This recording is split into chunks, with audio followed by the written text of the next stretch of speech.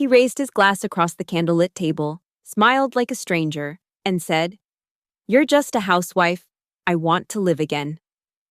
The words sliced through 20 years of marriage like a blade. Our children sat frozen beside me, eyes wide. In that moment, I realized this wasn't just a betrayal. It was an execution. But what he didn't know was that I'd rise from this dinner a woman he'd never see coming. My name is Laura Bennett, and on the night of my 20th wedding anniversary, I learned exactly how disposable I was to the man I had given up everything for. I spent the entire afternoon setting the dining room table. Candles flickered in silver holders, crystal glasses sparkled under the soft glow of the chandelier. And a roast duck, his favorite, rested on the polished oak table, still warm. I even brought out the lace tablecloth we'd used on our very first anniversary. Jack, our 19-year-old son, poked his head in from the hallway. "Want me to chill the champagne now?" "Mom?" "Not yet, sweetheart." I smiled, smoothing the cloth for the third time. "We'll wait until your dad gets home." But even as I said it, I knew. Emma, my 16-year-old daughter, walked into the kitchen, her phone tucked under her arm, dark curls falling loose from a messy bun. "Need help with the salad?" she asked. "Please." I answered softly. "Use the good knives." Jack wandered in, tall like his father, but with a softness in his eyes David never had. He grabbed a piece of cheese from the tray. "What time did Dad say he'd be here?" 7, I said, swatting his hand playfully. "Don't ruin your appetite." The clock ticked, louder with every passing minute. By 7:30, the duck was perfect, the table gleamed, and the champagne sat unopened. By 8, I had called David 3 times, straight to voicemail. By 9, Emma crossed her arms and tapped her foot in that sharp, impatient way only teenagers can. "Mom, can we just eat without him?" I forced a smile that felt like it might crack my face. He's probably stuck at work. But I didn't believe it, and neither did they. Jack poured me a glass of champagne and raised his own. "To you, Mom," he said quietly. "The best woman I know." We ate together, cold duck, warm memories, and a silence thick with questions none of us dared to ask. By midnight, Emma kissed my cheek and whispered, "Happy anniversary, Mom." Before heading to bed, Jack stayed behind to help me clean up. "It's not the first time he's had a work emergency," Jack said gently, drying a plate. I nodded, swallowing the lump in my throat.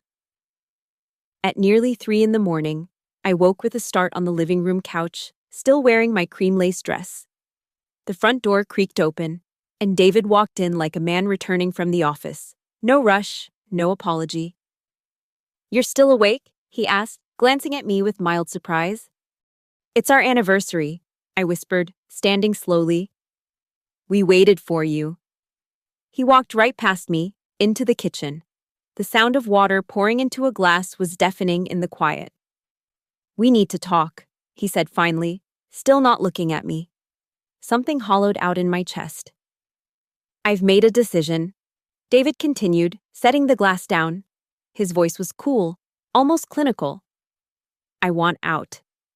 I stared at him, waiting for the punchline. "I'm moving out tomorrow. You can keep the house, I don't care. But I need the savings, the car, and the lake house." He turned toward me, his face blank. "I've spent my whole life providing for this family. I want to live for myself now." The words slammed into me with the force of a freight train. My knees buckled, but I forced myself upright. "David, what are you saying?" My voice cracked. "What happened to you?" "Nothing happened to me." His eyes swept over me, cold and sharp. "It's you. You used to be exciting. Now, you're just a housewife. Always tired, always in that bathrobe. You don't even try anymore." The humiliation burned through me, acid under my skin. "Who is she?" I asked, barely able to breathe. His fingers drummed on the counter. "That's not the point." "How much younger?" I whispered. 10 years, 15. 18, he said flatly, staring me dead in the eyes. Her name's Samantha. She understands me. She makes me feel alive. Before I could speak, Jack stormed into the kitchen, hair tousled, fists clenched. You're leaving, Mom? On your anniversary? Are you serious? Stay out of this, David snapped. You'll understand when you're older. I'm already a man. Jack fired back. And if this is what it means to be one, I want no part of it. David's face flushed. He slammed his palm on the counter, sending his glass skidding. I've made my decision. I'll send someone for my things tomorrow. And tell your sister if she wants to stay in that fancy art school, she better stop acting like you. He turned for the door. David, I called after him, my voice breaking. What about your children? Do you even care what this does to them? They're old enough, he said over his shoulder. Don't make me the villain. Laura? The door slammed hard enough to shake the walls. A porcelain figurine, the one he gave me on our 10th anniversary, toppled off a shelf and shattered. Emma appeared in the hallway, her eyes wide with fear. What? What's going on? Jack pulled her into a hug. We'll talk in the morning, he whispered. He's not coming back. Emma's eyes locked on mine. He left us, didn't he? I couldn't speak. I just nodded. Jack wrapped an arm around me. We'll be okay. Mom. Whatever happens. We're in this together. We stood there, the three of us, holding on in the ruins of a family I thought would last forever. And in that moment, I felt something inside me crumble. But beneath the wreckage, a single thought flickered to life. What now? The morning after David left, the house felt like a hollow shell. There was no smell of coffee drifting from the kitchen, no sound of David's heavy footsteps pacing the hall, muttering about meetings or traffic. The silence sat thick on my chest like a weight I couldn't push off. I lay in bed staring at the ceiling, still in the cream lace dress from the night before. My makeup was smeared at the corners of my eyes, lips dry and cracked. I hadn't even taken off my earrings. On the nightstand beside me sat a crumpled receipt, half soaked by a spilled glass of water. I didn't remember picking it up last night, or maybe I had and just didn't care. It was from a jewelry boutique in Manhattan, 3 days ago, purchased by David Bennett, item, diamond bracelet. He hadn't just left me on our anniversary, he'd been gone long before. I swung my legs off the bed, every joint aching like I'd aged a decade overnight. My reflection in the bathroom mirror startled me. Hollow eyes, sallow skin, hair tangled into knots I didn't remember forming. I splashed cold water on my face, rubbing hard, as if I could erase her, the ghost of Laura Bennett, staring back at me. From down the hall, I heard Jack clinking dishes in the kitchen. The faint, steady sound felt almost foreign, like it belonged in someone else's house. I started toward the door, but my knees buckled halfway across the room. I sank to the floor, back pressed against the wall, breath coming in shallow bursts. This wasn't heartbreak. This was collapse. The next few days passed in a haze of half-remembered moments. I didn't eat. I barely spoke.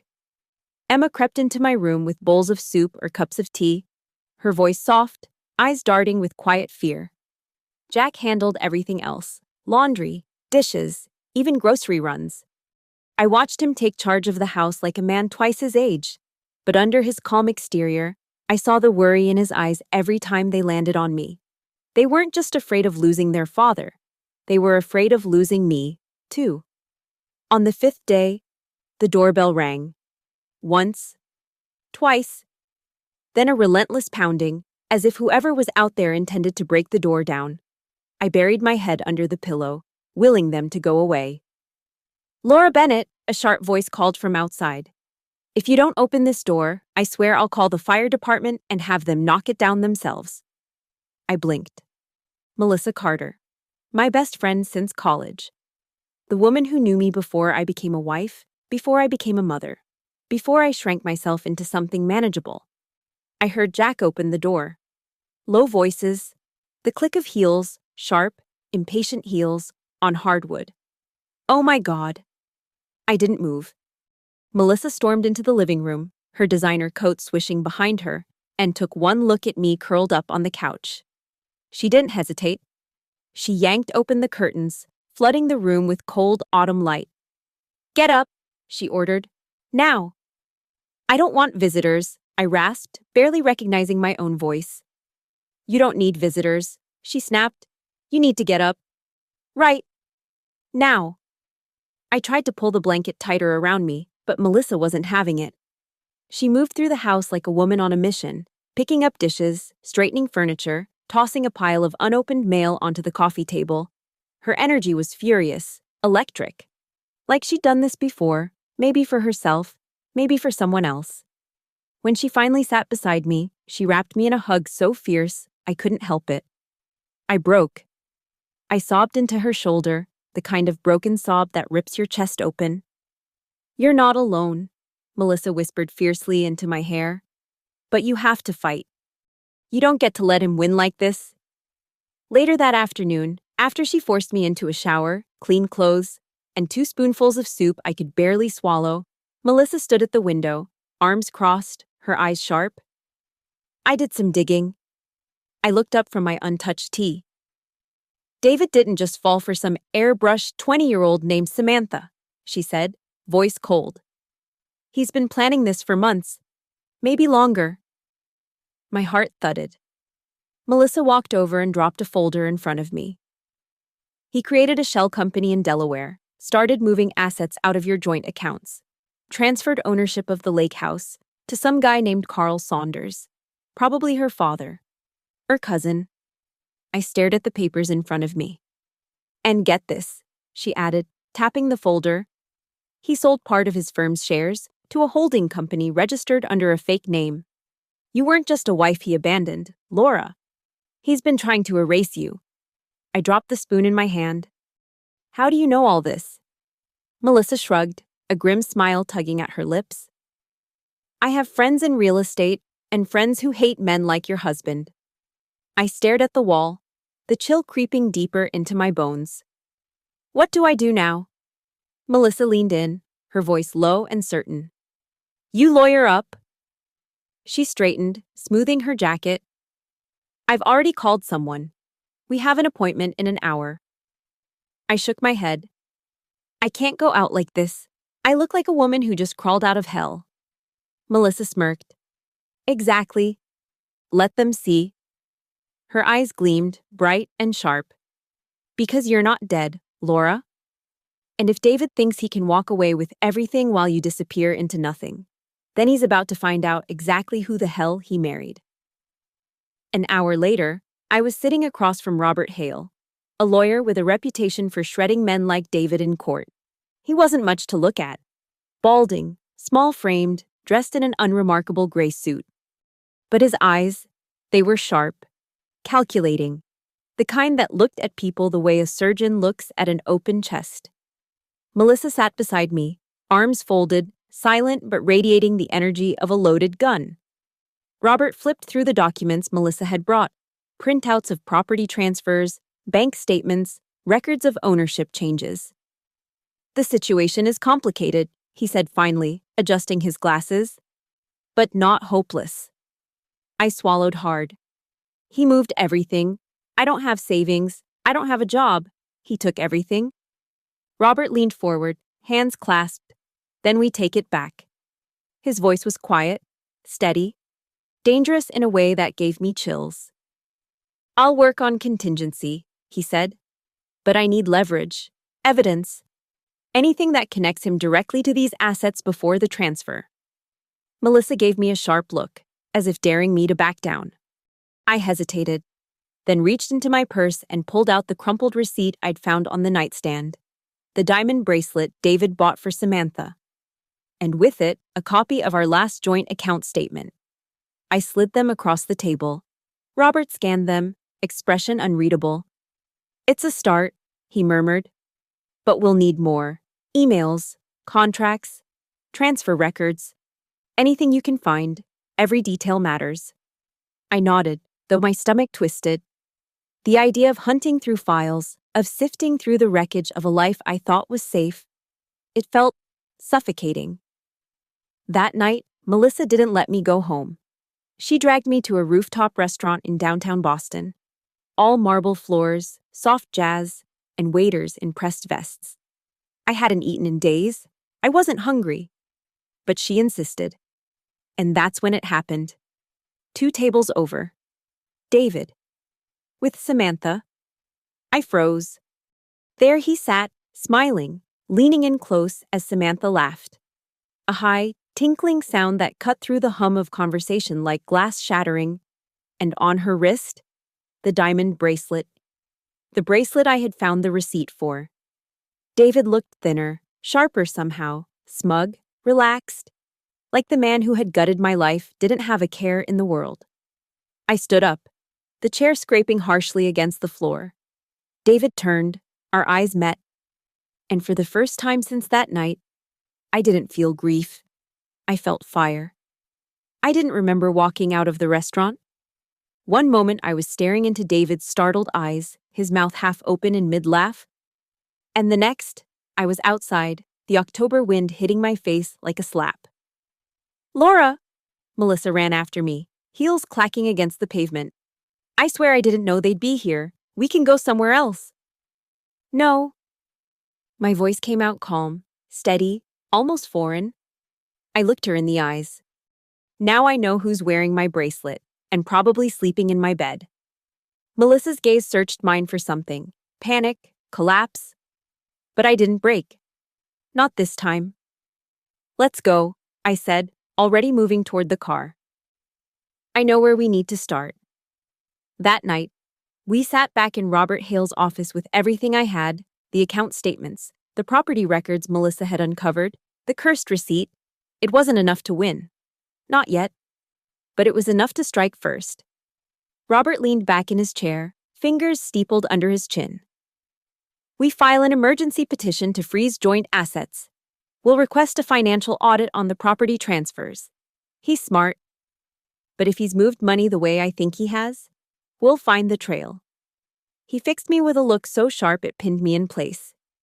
"It won't be easy, Laura. He'll fight dirty. He's already playing games with the financials. But 20 years of marriage still means something to the court, especially when the husband is hiding assets and carrying on with an 18-year-old. I met his gaze without flinching. "I'll do whatever it takes." Melissa smiled faintly, but her eyes burned like flint. "And you'll need income," she added bluntly. "Legal battles don't pay for groceries. You can't stay frozen, Laura. You need to work." Work? The word felt foreign, heavy. I hadn't worked in 2 decades. My degree in interior design was practically a museum artifact. I had no resume, no corporate experience, just years of managing a household and folding away dreams. But she was right. I needed money. And more than that, I needed purpose. I just didn't know yet. That purpose would come from the pieces of a life I'd almost forgotten I ever dreamed of. The next morning, I sat at the kitchen table with Jack and Emma, staring at a list of job postings on my laptop. Retail associate, receptionist, customer service representative. They all blurred together into one message. "You're irrelevant." I clicked on listing after listing. Some rejected me within hours, others didn't even bother replying. The few interviews I landed ended with polite smiles and carefully crafted phrases. "We're looking for someone with more recent experience," or "You're a bit overqualified for this role." Overqualified? For folding shirts at a boutique? Jack tried to be helpful. "Maybe a call center, mom, or retail. You're great with people." I smiled at him, swallowing the bitterness rising in my throat. "I've already applied. They want 22-year-olds with glowing skin and limitless energy." That night, after the kids had gone to bed, I sat on the floor of my bedroom, surrounded by boxes from the attic. I wasn't sure what I was looking for. Maybe something to sell. Maybe a piece of myself I'd forgotten. At the bottom of an old trunk, beneath yellowed magazines and tangled holiday lights, I found it. A sketchbook. Its edges frayed, cover bent, pages thick with pencil sketches and fabric swatches. My designs. My dreams. The ones I'd drawn before I became just a wife. Next to it sat my old sewing machine, a gift from my parents on my 18th birthday. The last time I touched it was the week before my wedding. I ran my hand over its surface, wiping away 2 decades of dust and disappointment. Inside the sketchbook was a photograph. Me, 22, standing next to a tall man with dark hair and a crooked grin, Julian Ford. On the back, in his neat handwriting, "To the best designer I know, my doors are always open." Julian. I stared at the words, reading them over and over until they blurred. Julian Ford, my closest friend in design school, the one who had stayed in the industry when I walked away. Rumors about him floated through mutual friends over the years: Milan, Paris, New York. He'd built a name for himself, opened a design studio in Manhattan. Did he even remember me? The next morning, I woke before dawn with a feeling I hadn't recognized in weeks. Purpose? Over breakfast, I told Jack what I was thinking. He didn't laugh. He didn't doubt. He simply put a hand on my shoulder and said, "I think he'll remember." Melissa made a few calls. She had contacts everywhere: developers, boutique owners, people who spoke the name Julian Ford, like it belonged on the cover of Vogue. By that evening, she had news. He owns 5 studios. His main office is on Madison Avenue, she said, leaning against my kitchen counter. And yes, he remembers you. His assistant gave you a slot. Tomorrow. 2 p. Tomorrow. My heart raced as I rifled through my closet. Everything felt wrong, outdated, too tight, too loose, too irrelevant. I finally settled on a navy blouse and tailored slacks that still held their shape. I brushed my hair until it shone, added a touch of mascara, and took a deep breath before stepping outside. Julian's studio was inside a tall glass building that caught the morning sun like a diamond. The lobby gleamed, all marble and chrome. The receptionist offered a polite smile and gestured toward a sleek white chair. I sat, palms sweating, heart pounding. Then I heard it. "Laura?" I turned. Julian Ford hadn't changed much. His hair was shot with silver at the temples, his suit impeccably tailored, his smile warm, cautious, but real. "My God," he said, stepping forward. "After all these years, look at you." He didn't say, "What happened to you?" He didn't pity me. He hugged me. We sat in his office, talking, not just about the divorce, or David, or the legal mess. I told him about the fear, about feeling invisible, about how I'd stopped believing I could create. When I showed him the photograph, he smiled and ran his finger over the ink. "You were always better than all of us," he murmured. "If you're here, asking for help, you've already won half the battle." He leaned back in his chair, tapping a pen against his chin. "I've just opened a new studio on the Upper East Side, mostly alterations, custom fittings, nothing flashy. But we're short-staffed. I could use an extra pair of hands." I blinked. I haven't sewn in years. He smiled. "It's like riding a bike. I'll have someone help you get back into it. The rest? I already know you've got it." The next morning, I stood in a sunlit workshop surrounded by fabric bolts, threads, and the hum of sewing machines. My first stitches were crooked, my back ached, my fingers cramped, but I didn't stop. Day by day, I remembered. By the end of the second week, I could hem a silk gown with a precision I'd thought I'd lost forever. Sometimes, Julian would lean over my shoulder, smirk, and whisper, "Still got it?" At night, I collapsed into bed, exhausted, sore, but fulfilled. For the first time in years, I wasn't David's wife. I wasn't a housewife. I was Laura Bennett, and I was coming back. 2 weeks into working at Julian's studio, something unexpected happened. I was pinning the hem of a client's blazer when Julian walked past, talking in low tones with one of the senior designers. I wasn't trying to eavesdrop. I was too focused on keeping my stitches even. But I caught snippets of their conversation. Governor's donor, emergency fitting, designers out sick. I kept my head down, my fingers steady on the fabric. Then Julian stopped in front of my table. "We've got a situation," he said, glancing down at his tablet. "Our lead designer's down with the flu. One of the governor's top donors needs a last-minute alteration for a charity gala tonight. I want you to handle it." I stared at him. "Me? You've done this 100 times in school," he said, giving me a pointed look. "And frankly, you're the only one here who still knows how to improvise under pressure." I opened my mouth to protest, to remind him I was a rusty former housewife, not a couturier. But before I could, my hands moved on their own.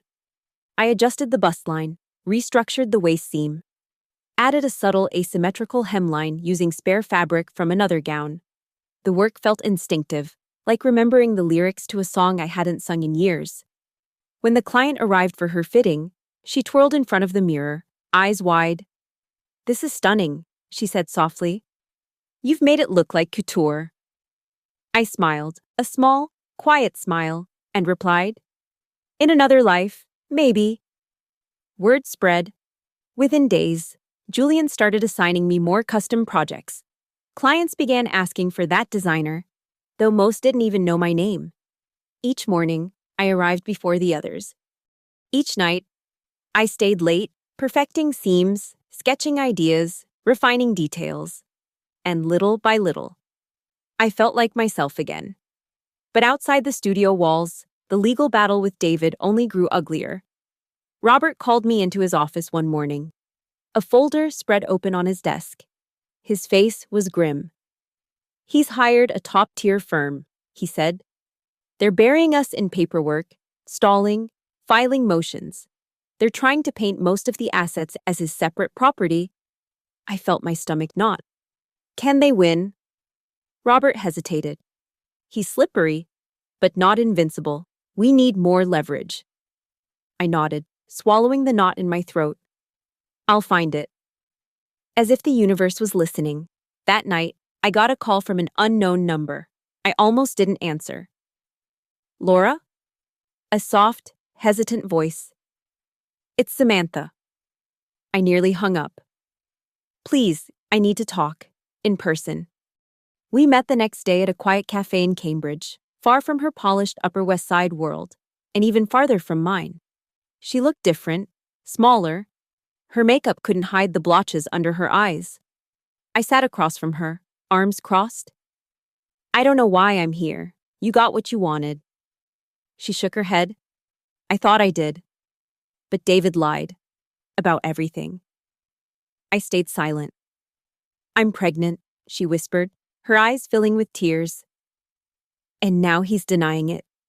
Said I'm unstable, accused me of trying to trap him." A bitter laugh escaped me. "Surprised?" Samantha reached into her purse and pulled out a flash drive. "He left his laptop open one night. I copied everything I could. I don't even know what half of it means. But maybe your lawyer will." I stared at the drive. "Why give this to me?" She swallowed hard. "Because I see it now. What he did to you, he's doing to me. And I'm not going to let him ruin another life, especially not my child's." Back at Robert's office, we opened the files. Bank transfers, shell company contracts, offshore accounts, forgeries, business deals made while we were still married, all in David's name. Robert stared at the screen like it was a treasure map. "This changes everything." The next court hearing hit like a lightning strike. David showed up in a custom Navy suit, flanked by a team of lawyers. His seat beside him was conspicuously empty, no Samantha in sight. I walked in alone. But I didn't feel alone. Robert presented the evidence. The judge, a sharp-eyed woman with steel-gray hair, ordered a full forensic audit of David's holdings. For the first time since this battle began, David's composure cracked. Outside the courtroom, I was gathering my coat when he appeared beside me. "Laura." His voice was low, almost uncertain. I turned to him, calm and unshaken. "I never thought you'd fight back," he murmured. "Not like this." I met his eyes, tilting my head slightly. "You never really knew me." He stepped closer. "We could still fix this. I made mistakes. But maybe we. No. My voice was soft, steady, final. You made choices, and so have I. I walked away before he could speak again. Julian was waiting for me outside, leaning against his car. As I climbed in, a strange sensation washed over me. Not victory, not yet. But for the first time in months, I wasn't losing. Over the following weeks, my role at Julian's studio steadily expanded. What started as tentative sewing assignments soon turned into creative consultations. Clients began asking for my design input, not just alterations. Julian even floated the idea of me entering a prestigious emerging designers competition. At first, it felt absurd. I wasn't emerging. I was resurfacing. Still, I began sketching again, late at night. I'd sit at my drafting table, the soft glow of the desk lamp illuminating pages filled with bold lines and sweeping curves. Emma noticed the change in me first. One evening, she came into the studio, her eyes wide as she flipped through my sketches.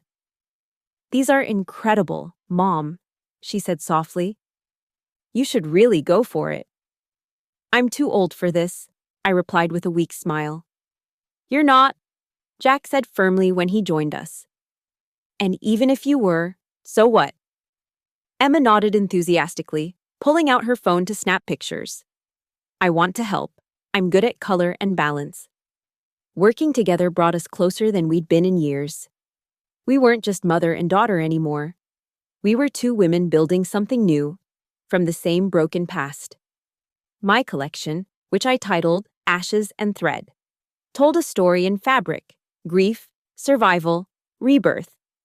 The early pieces were tight, muted, shadows of pain and silence.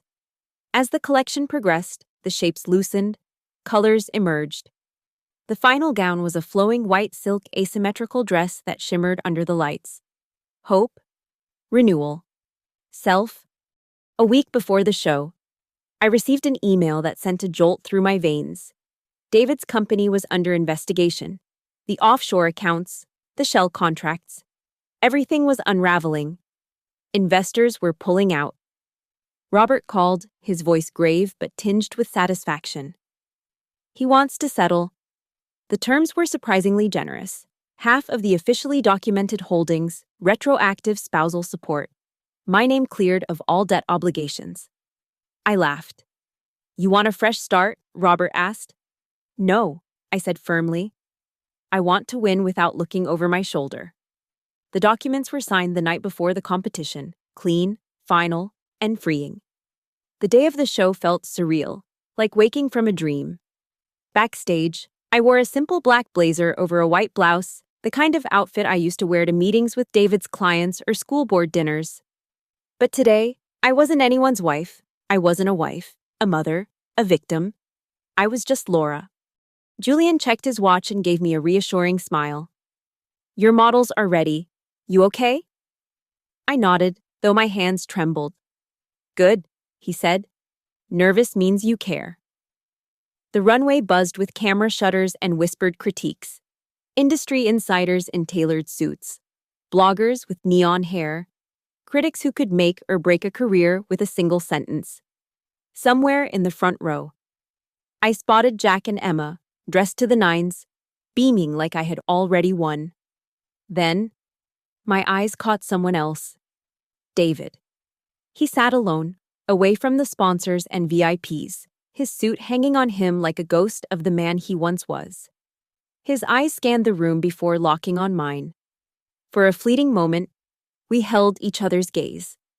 The music started, low and teasing.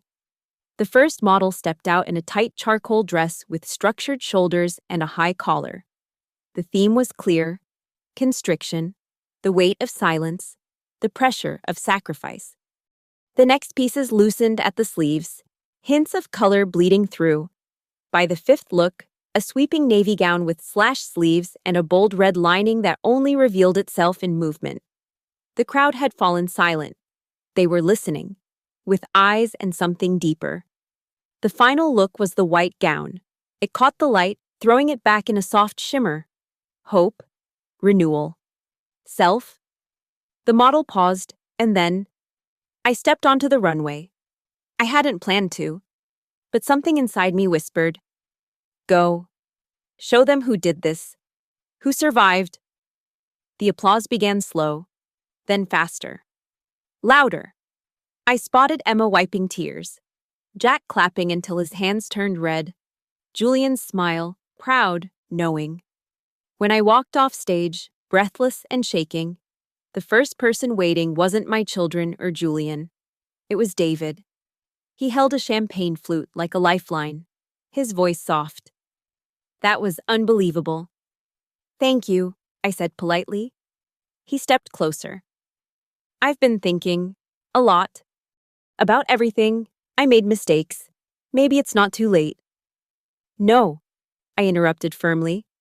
"You helped me become who I am now. But you don't belong in this version of my life." His face fell, not angry, not surprised, just lost. I left him there. A week later. I signed the final divorce papers. It was official, legal. Done. David's assets were divided, more than I ever expected, including shares in properties I hadn't even known existed. He'd tried to hide everything behind layers of paperwork. But the real victory wasn't money, it was freedom. With part of the settlement, Julian and I expanded the studio. He handed me the title of creative director. And a space next door, mine to build, to create, to dream again. We called it Laura Bennett Atelier, a place filled with light, music, sketches, and laughter. Emma interned with us, her eye for color and storytelling already drawing praise from her professors. Jack, fresh out of college, stopped by every Sunday with his fiancée, a bright, sharp woman who looked at him like I used to look at David before the world dimmed. One night, over wine and cheesecake, Jack asked me, "Would you design her dress?" I looked at her and then at him. I'd be honored.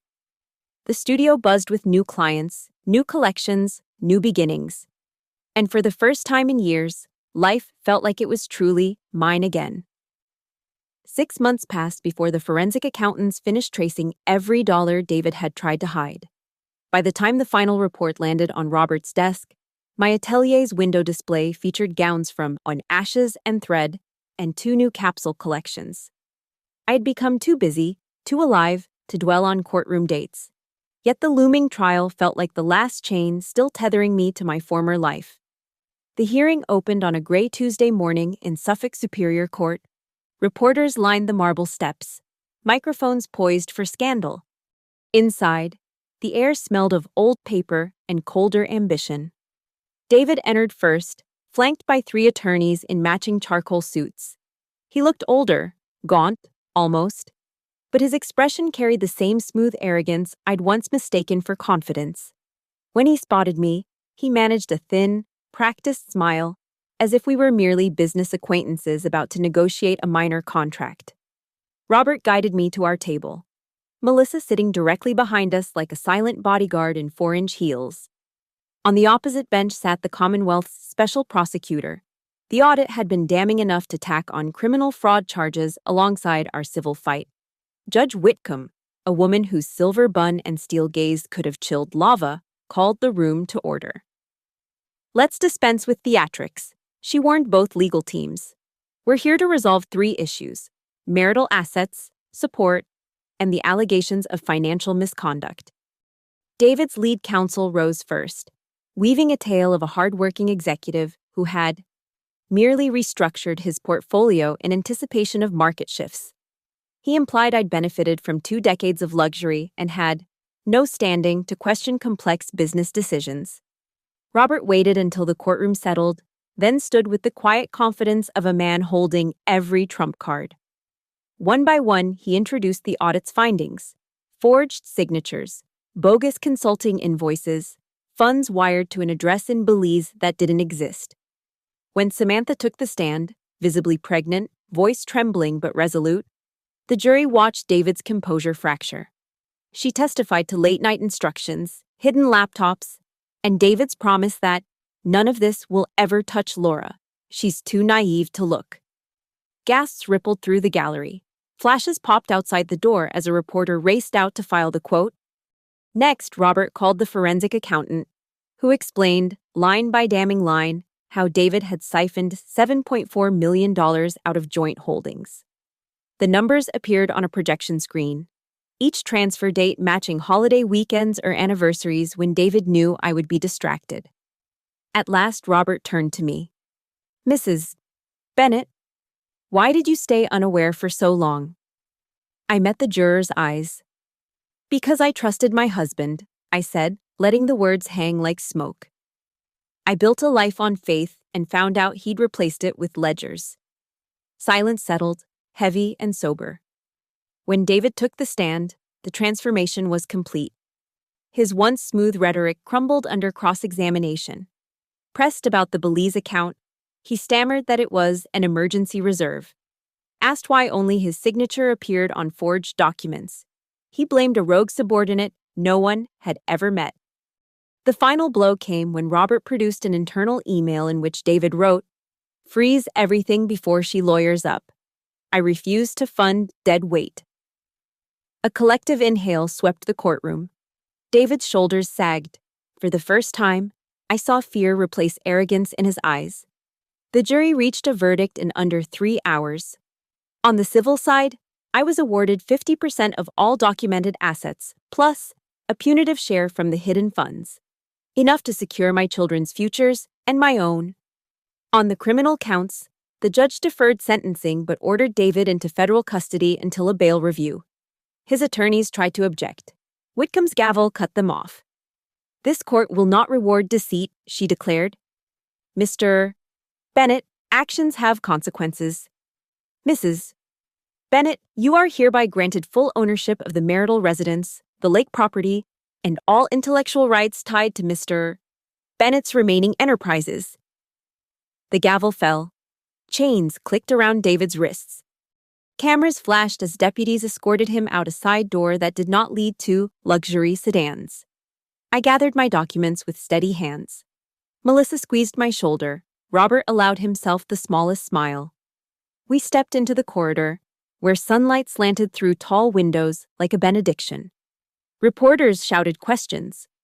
Was justice served? Would I speak? But their noise felt distant, muffled by the roaring quiet inside me. At the far end of the hallway, David paused between 2 officers and looked back.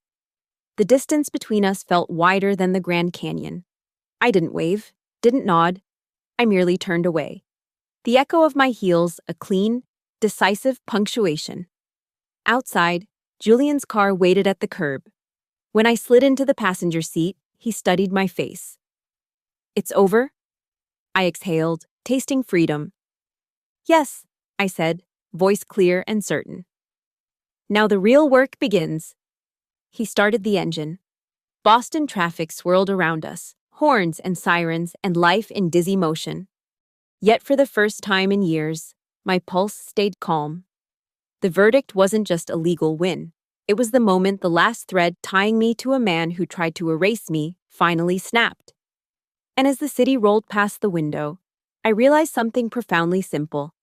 I had stitched a new life from ruins, and every seam held. The afternoon after the verdict, I returned to the atelier alone. Sunlight slanted through the tall windows, dust motes swirling like shy dancers over bolts of silk and stacks of sketchbooks. The silence felt different now, no longer oppressive, but full of possibility. I walked the length of the showroom, fingertips grazing gowns from ashes and thread. Then paused before an empty dress form, waiting at the end of the row. I unpinned the muslin drape that covered it and ran my hands over the fabric. Here was the next story I would tell in cloth, not of collapse, but of sovereignty. A deep slate charmeuse for the past, a blaze-bright lining for the unimagined future. I threaded a needle and placed the first tiny stitch. It slid through like a promise kept. Julian stepped in, carrying 2 champagne flutes. "You realize," he said with a grin, "most people celebrate a landmark court victory at a fancy restaurant." I smiled back. Most people haven't spent months proving they still belong in a studio. We clinked glasses. The bubbles snapped against my tongue. Sharp, electric, alive. Outside the showroom, employees bustled, pinning lookboards for the upcoming season. They glanced in, waved, then returned to their tasks with the quiet urgency of people who believed in the thing they were making. That evening, Jack and Emma arrived in a whirl of excitement. Jack spread the final settlement documents on the cutting table like blueprints for a skyscraper. Mom, the house is officially yours. The lake place too. And the securities transfers posted. College funds are safe. Emma, cheeks flushed, handed me an envelope containing the glossy program for her senior art exhibition. The cover featured one of her photos, a cascading swirl of fabric captured mid-spin, a model hidden inside the motion. She had titled it, Becoming. The gallery wants to project your runway footage behind my photos, she said shyly. A collaboration, if you're willing. My throat tightened. I'd be honored. We ordered takeout and ate cross-legged on the showroom floor. Between bites of sesame noodles, Emma asked, "Do you regret any of it? The years with Dad, I mean?" I considered the question, eyes on the city lights blinking on outside. Regret was a heavy fabric, dense, likely to fray if tugged. I regret losing myself, I said at last. But not the years. They were stitches in a larger design. Without them, I wouldn't know how strong the seams had to be. Jack lifted his glass of sparkling water. To strong seams. We toasted. Laughter spilled into the high-ceilinged space, echoing against polished floors and racks of shimmering color. It sounded like a new language we were all learning together. As night deepened, the kids headed home. I stepped onto the narrow balcony overlooking the street, the city humming beneath. A breeze lifted the hem of my blouse, cool against my skin. Traffic lights blinked red to green in steady rhythm, as if reminding me that forward was the only useful direction. From this vantage, I could see the building where, months earlier, I'd faced David outside the courtroom. Somewhere beyond those rooftops, he sat awaiting sentencing, the architect of his own undoing. He had wanted to live again. The irony tasted sweet. I was the one breathing deeper than ever. The workroom lights dimmed as assistants clocked out. I stayed, alone with the hush and the promise of uncut cloth. Tomorrow would bring fittings, supplier calls, perhaps a last-minute VIP alteration. Ordinary rhythm. Yet nothing about it was ordinary anymore. I moved back inside and set a fresh piece of chalk against black paper, outlining a sweeping silhouette, narrow shoulders, daring plunge, a flare that seemed to ignite at the knees. Each line felt certain. Each curve declared space taken, not borrowed. When the sketch was complete, I pinned it to the corkboard, stepped back, and whispered the words that had carried me here. He tried to write the ending. I rewrote the entire pattern. I switched off the lights, leaving only the street lamps outside to wash the showroom in silver. Their glow settled over the new sketch like moonlight on water, soft, unstoppable, quietly radiant. The door clicked behind me, and for the first time since my anniversary dinner, the word future sounded expansive rather than terrifying. Thread in hand, vision clear. I walked into it unafraid.